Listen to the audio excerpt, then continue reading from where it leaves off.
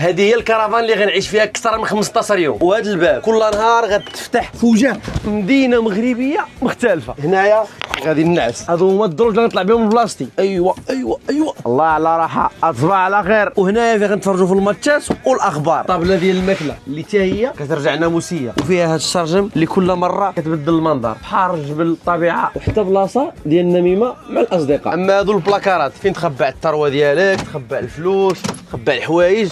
المهم كاين بزاف ديال البلاكارات. بلاصه ديال المعالجه، مقالي، طواجن، طياب. لتحت شنو كاين؟ الثلاجه اللي فيها غير مبيض. يلاه بدينا، خصنا الدعم زين اللي كتحماق عليه الوالده. داكشي ديال اتاي، الزعلوك، الحلوى الشباكيه. هذه الحلويات اللي جاونا من القصر الكبير. اهم حاجه كيقلب عليها كلشي هي البلاصه اللي غادي نرتاح فيها. عندنا هنا الدوتشا، هاي انا نقدر ندوش نخاوها، دوش مع راسك بصحه والراحه. تخيل معايا الطواليت اكثر من ديال التي جي في، كبير كاين فيه الدوش.